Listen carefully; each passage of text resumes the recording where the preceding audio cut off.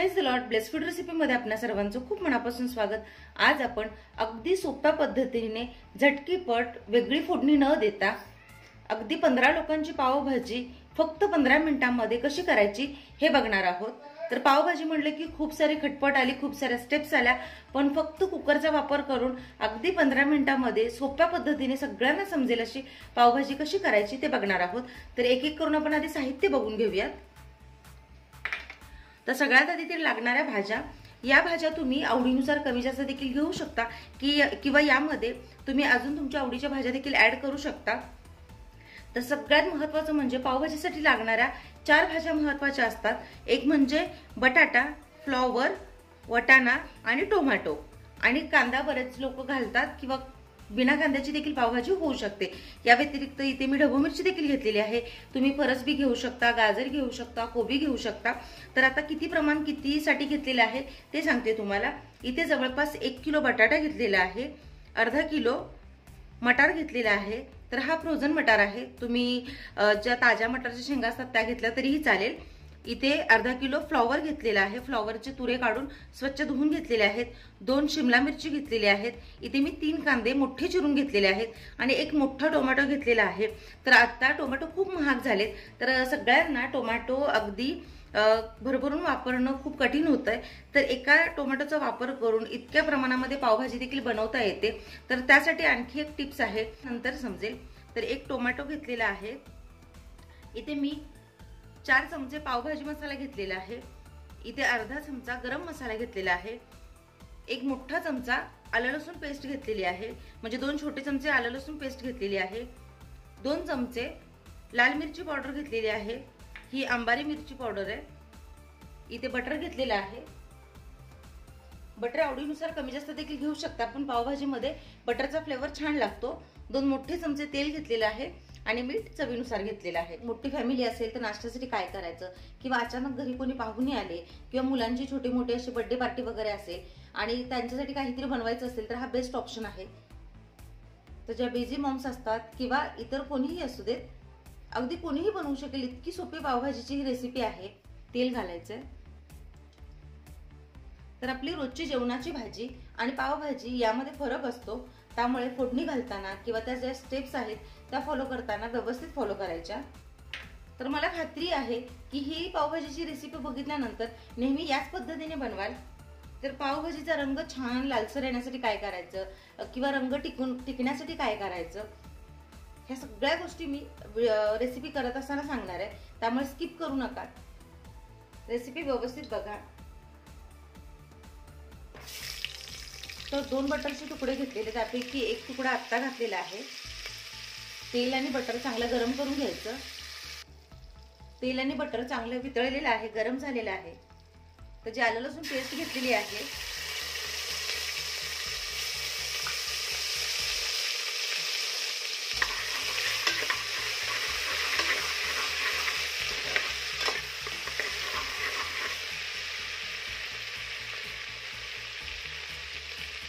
आलं लसूणची पेस्ट जी आहे ती तेलामध्ये परतून घेणं महत्त्वाचंच आहे, कारण त्याचा उग्र वास येतो किंवा कच्चेपणा जाणवतो खाताना.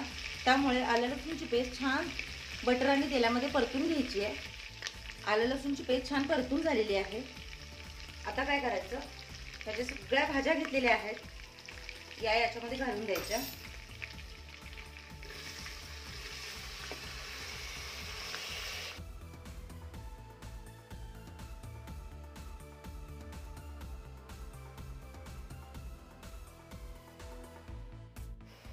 चवीनुसार मीठ घालायचं आणि आता हे छान मिक्स करून घ्यायचं.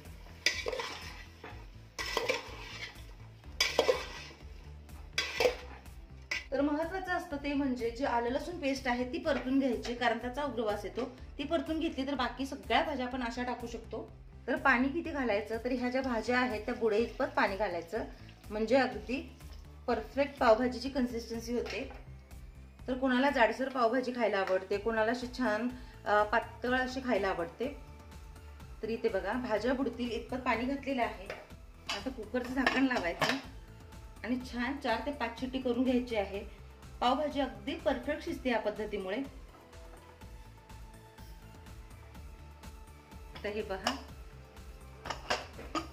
5 शिट्ट्या देऊन घेतलेल्या आहेत. एखादी दुसरी शिट्टी जास्त झाली तरी काही हरकत नाही, उलट भाज्या छानच शिजतात. सगळं किती छान अगदी व्यवस्थित शिजलेलं आहे ते बघू शकता. पाणी अगदी व्यवस्थित घालायचं, त्यामुळे भाज्या व्यवस्थित आणि पटकन शिजतात. आता यामध्ये जी मिरची पावडर घेतलेली आहे ती घालायची आहे. तिखट आवडीनुसार कमी जास्त देखील घेऊ शकता. पावभाजी मसाला आणि गरम मसाला, आणि यामध्ये बटर. आता हे सगळं छान स्मॅश करून घ्यायचं. भाज्या अगदी छान शिजलेल्या आहेत, त्यामुळे स्मॅश करायला अजिबात वेळ लागत नाही. अगदी 1 मिनिटाच्या भाज्या सगळ्या छान एकजीव होतात. तर फोडणीमध्ये कधीच मिरची पावडर किंवा पावभाजी मसाला घालायचा नाही, त्यामुळे रंग बदलतो, फ्लेवर बदलतो व त्याची टेस्ट आपली रोजची जी फोडणीची भाजी असते त्यासारखी लागते. हे सगळं छान मिक्स करायचं. रंग काय सुंदर दिसतो ते बघू शकताय तुम्ही. आणि आधीच मी सांगितलेलं तुम्हाला, काही काही लोकांना पावभाजी छान अशी आंबटसर आवडते, आणि जर टोमॅटो घालायचे नसतील, कारण आता टोमॅटो महाग झालेत, असतील अवेलेबल तर टोमॅटोचाच वापर करा. पण जर टोमॅटो नसेल तर जे टोमॅटो केचप असतं त्याचा वापर करायचा. इथे मी अगदी थोडंसं घालते, कारण इथे मी टोमॅटो वापरलेला आहे.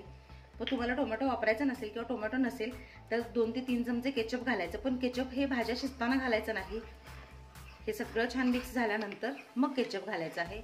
तर हे बघा, अगदी झटकीपट 10 ते 15 मिनिटांमध्ये फक्त कुकरचा वापर करून सोप्या पद्धतीने 15 लोकांची पावभाजी तयार झाली.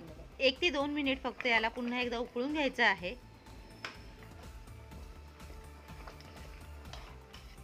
पावभाजीसाठी जितकी महत्त्वाची भाजी आहे तितकेच महत्त्वाचे पाव देखील आहेत, कारण पावभाजी ही पावासोबतच खाल्ली जाते.